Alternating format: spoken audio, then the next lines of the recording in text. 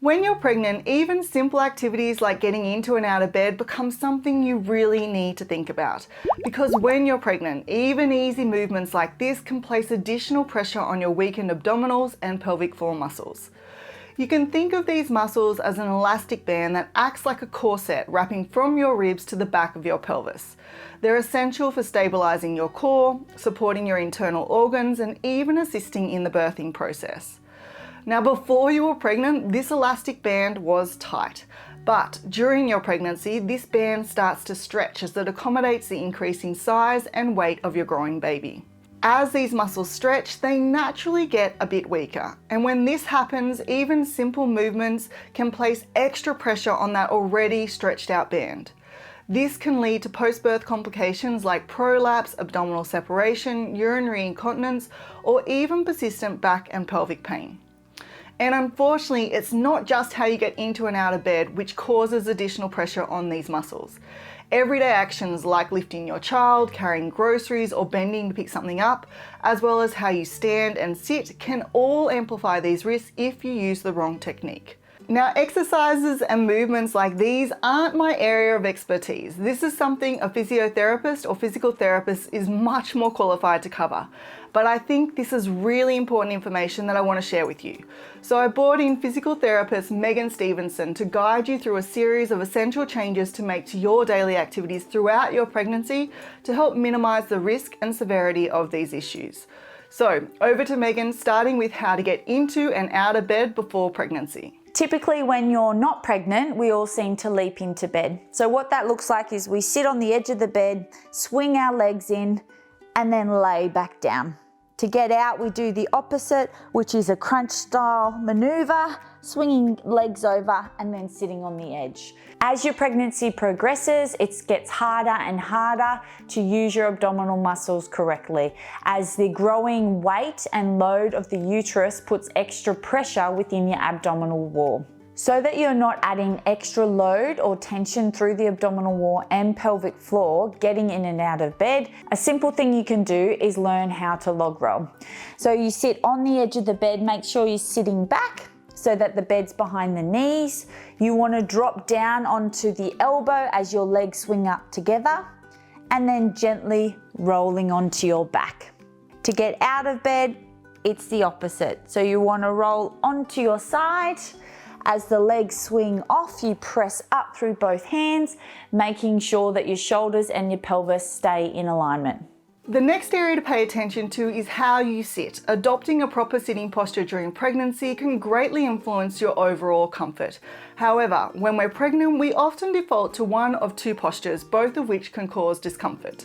The first position that pregnant women seem to adopt is being perched on the edge of the seat. What this does is help create space for the belly. However, it does encourage that increasing curve in the lower back. What this does is increase the tension through the abdominal wall and the pelvic floor. This can also put a lot of pressure through the front of the pelvis, where a lot of pregnant women experience pain as their pregnancy progresses. The second position is slumping in the chair. So what happens is there isn't enough support within the chair to support the lower back, which causes the pelvis to rock backwards into a posterior tilt. By tilting the pelvis backwards, this can place extra pressure through the abdominal wall and the pelvic floor.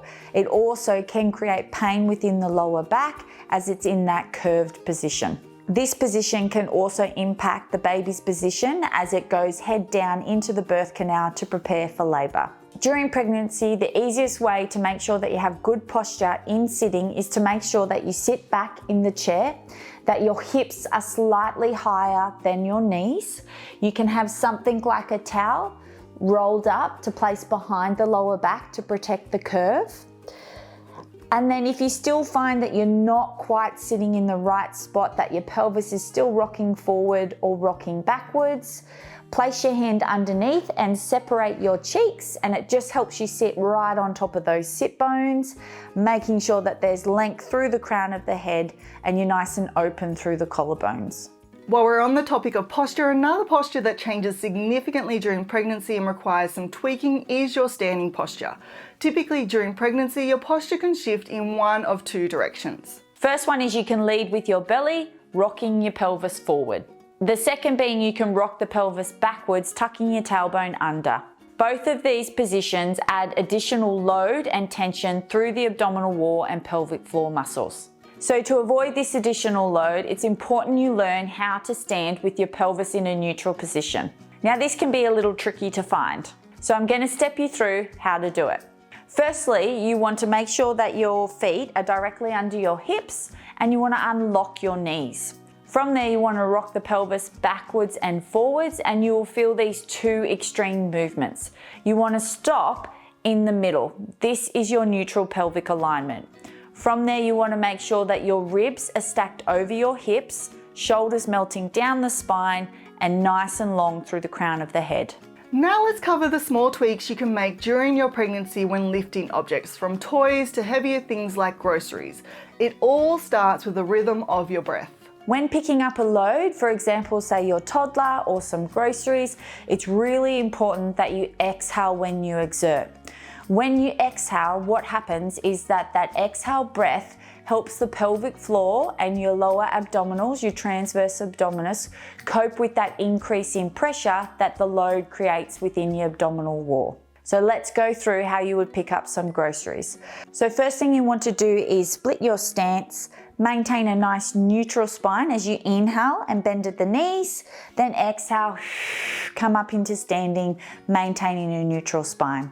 If the load is quite heavy, you may find that you have to go lower, bring the load towards your center, as close to your body as you can, and again, exhaling to come back up into standing.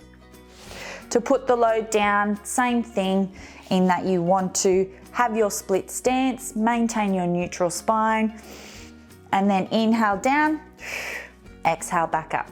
Now, if this isn't your first child, you might also need to lift a toddler during your pregnancy, and this type of lift comes with additional challenges that you need to cater for, as usually when you go to pick up your toddler, you do it the quickest way possible. Which is to come down, bend only at the hips, reach forward, and pull from the ground and come up into standing.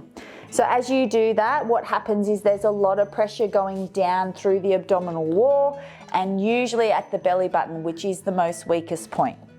So to pick up your baby correctly, or your toddler, similar to what we did with the groceries, in that you want to go in with a split stance, bend at the knees, inhale down, bring the baby in, and then exhale, standing up nice and tall. And then to put them back down on the ground, it's the reverse. So just keeping the split leg stance, coming down, and you may exhale on the way down, place the baby down on the floor, again exhaling to come back up nice and tall. During pregnancy, aside from lifting your toddler, the way you carry them throughout the day can also impact your posture and overall comfort.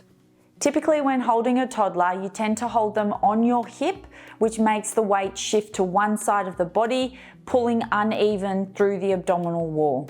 This could increase the risk and the severity of your abdominal muscles separating. To minimize this risk, you want to hold your toddler in the center of your body.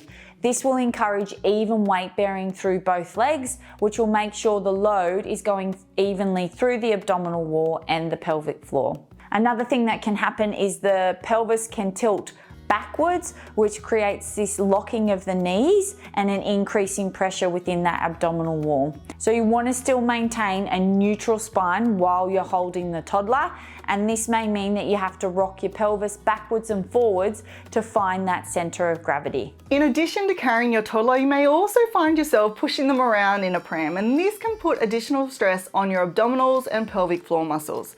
So it's important to be mindful of how you push it to protect those muscles.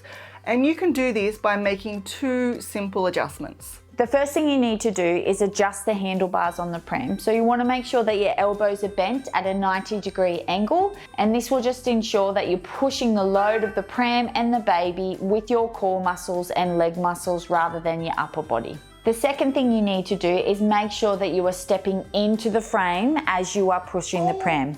What this will do again is ensure that you're using your core and your legs to push the pram rather than the upper body.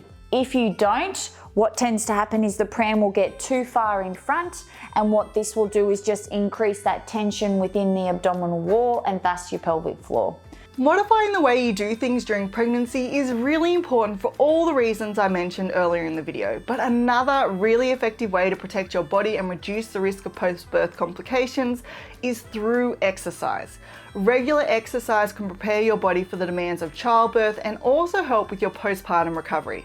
It can help alleviate back pain and pelvic pain, strengthen your muscles and joints to support the added weight of pregnancy, enhance your overall fitness, prevent excessive weight gain, and even reduce the risk of certain pregnancy complications, as well as provide lots of benefits to your mental health.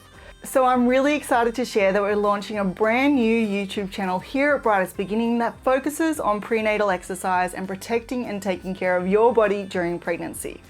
Our goal is to make the best evidence-based information and resources available to as many parents as possible in order to help create the best possible outcomes for those parents and their children.